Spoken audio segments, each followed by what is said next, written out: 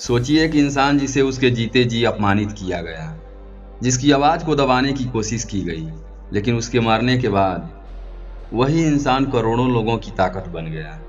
आखिर ऐसा क्या हुआ कि भीमराव रामजी अंबेडकर जिंदा से ज़्यादा मरे हुए खतरनाक हो गए?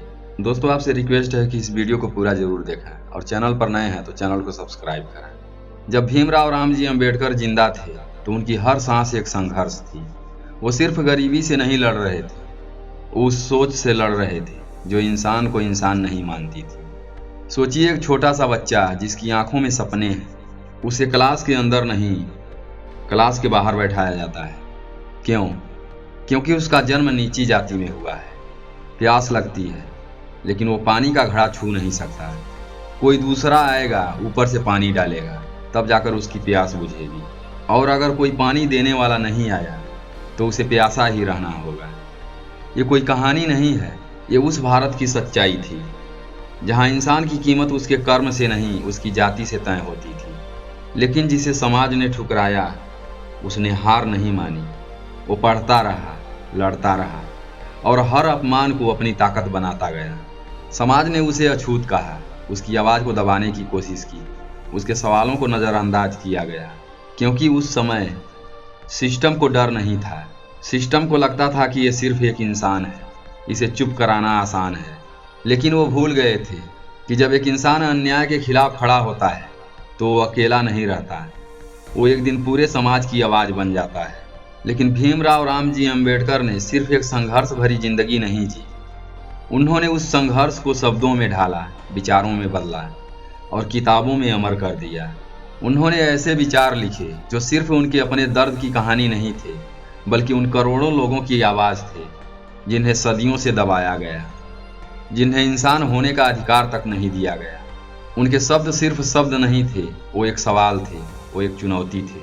वो उस व्यवस्था के खिलाफ विद्रोह थे जो इंसान को ऊंच नीच में बांटकर उसे हमेशा के लिए कमज़ोर रखना चाहती थी। उनकी किताब एनाहिलेशन ऑफ कास्ट सिर्फ एक किताब नहीं है, ये उस सोच पर सीधा हमला है जो कहती है कि इंसान जन्म से छोटा या बड़ा होता है। इस किताब में उन्होंने साफ कहा, अगर समाज को सच में बदलना है तो जाति को जड़ से खत्म करना होगा। और यही वो बात थी जिसने पूरे सिस्टम को हिला दिया, क्योंकि पहली बार किसी ने इतनी साफ और तर्क के साथ कहा था कि समस्या इंसान में नहीं, समस्या उस व्यवस्था में है जो इंसान को बांटती है। और यहीं से शुरू हुआ विचारों का वो तूफान जिसे कोई ताकत, कोई सिस्टम कभी रोक नहीं पाया। और फिर वो दिन भी आया जब भीमराव रामजी अंबेडकर इस दुनिया से चले गए। 6 दिसंबर 1956, एक ऐसा दिन जब एक महान सोच वाला इंसान हमारे बीच नहीं रहा। एक पल के लिए ऐसा लगा जैसे सब खत्म हो गया, लेकिन जो इसके बाद हुआ वो और भी ज़्यादा चौंकाने वाला था। जिस इंसान ने देश का संविधान लिखा, जिसने करोड़ों दबे कुचले लोगों को आवाज़ दी, उनकी मौत के बाद उन्हें धीरे धीरे इतिहास के पन्नों से गायब करने की कोशिश की गई। स्कूलों में उनका नाम सीमित कर दिया गया, उनके विचारों को दबाया गया, उन्हें सिर्फ संविधान निर्माता तक सीमित कर दिया गया ताकि लोग उनकी असली सोच और क्रांति को कभी समझ ही ना पाएं। सोचिए इतना बड़ा योगदान, लेकिन सम्मान। उन्हें भारत रत्न मिलने में करीब 34 साल लग गए। 1990 में जब देश को एहसास हुआ कि जिस इंसान को भुलाने की कोशिश की गई वो असल में भारत की सबसे बड़ी ताकत है। और ये सम्मान यूं ही नहीं मिला, ये बहुजन समाज के संघर्ष का नतीजा था। ये उन लोगों की आवाज़ थी जो बाबा साहेब के विचारों को जिंदा रखे हुए थे। उनकी आवाज़ को दबाया गया लेकिन ख़त्म नहीं किया जा सका। और फिर वो हुआ जिससे सिस्टम डरता था। उनकी आवाज़ खत्म नहीं हुई, वो एक आवाज़ से करोड़ों आवाज़ों में बदल गई। अब हर वो इंसान जो अन्याय के खिलाफ खड़ा होता है वो बाबा साहेब की आवाज़ बन जाता है। अब हर वो युवा जो सवाल करता है वो उनकी सोच को आगे बढ़ाता है। पहले सिस्टम को लगता था ये सिर्फ एक इंसान है, लेकिन अब वो हर किताब में है, हर अधिकार की लड़ाई में है, हर जागरूक दिमाग में है। उन्हें इतिहास से मिटाने की कोशिश हुई, लेकिन वो इतिहास बन गए। इंसान को दबाया जा सकता है लेकिन विचारों को नहीं। और यही वजह है कि मरे हुए अंबेडकर जिंदा अंबेडकर से ज़्यादा ताकतवर बन गई। दोस्तों, आज समय बदल चुका है और सबसे बड़ा बदलाव ये है कि बहुजन समाज अब सिर्फ सुन नहीं रहा, अब वो समझ रहा है, जाग रहा है। जब एक जागरूक युवा भीमराव रामजी अंबेडकर को पढ़ता है तो वो सिर्फ शब्द नहीं पढ़ता, वो अपनी सच्चाई को पहचानता है।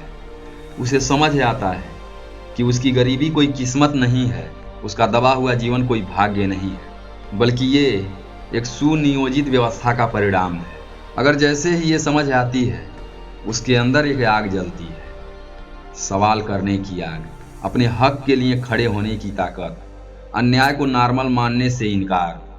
आज ये आग सिर्फ एक इंसान तक सीमित नहीं है, ये गांव-गांव तक पहुंच रही है, हर मोबाइल स्क्रीन पर फैल रही है, हर युवा के दिमाग को जगा रही है।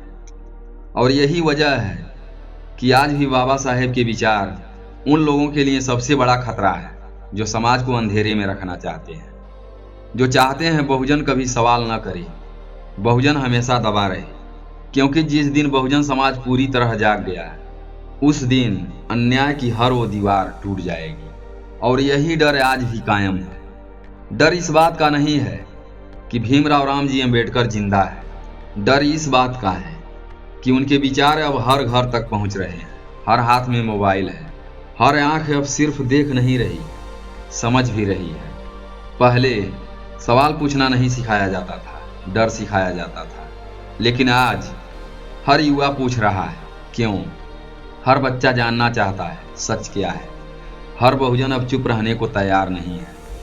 और यही असली डर है, क्योंकि जिस दिन समाज सवाल पूछना सीख जाता है, उस दिन झूठ टिक नहीं पाता है, उस दिन अन्याय छुप नहीं पाता है, उस दिन हर गलत व्यवस्था हिलने लगती है। अब डर किसी एक इंसान से नहीं, डर उस जागरूकता से है जो हर दिमाग में फैल रही है। याद रखिए, जिंदा अंबेडकर को रोका जा सकता था, लेकिन मरे हुए अंबेडकर को रोका नहीं जा सकता है। क्योंकि इंसान मरता है, लेकिन विचार कभी नहीं मरते। और जब विचार जिंदा हो जाते हैं तो इतिहास नहीं, क्रांति बन जाते हैं।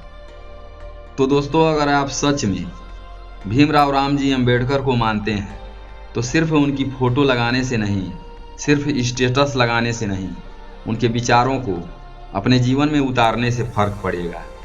जब आप अन्याय के खिलाफ खड़े होंगे, जब आप सवाल पूछेंगे, जब आप अपने समाज को शिक्षित करेंगे, तभी बाबा साहेब का सपना पूरा होगा। तो दोस्तों, अगर यह जानकारी आपको अच्छी लगी हो तो इस वीडियो को ज़्यादा से ज़्यादा शेयर करें, ताकि हर बहुजन युवा जागे, हर घर तक ये सच्चाई पहुँचे। तो फिर मिलते हैं अगली वीडियो में। तब तक के लिए अपना ख्याल रखें, हमेशा खुश रहें। जय भीम, जय संविधान।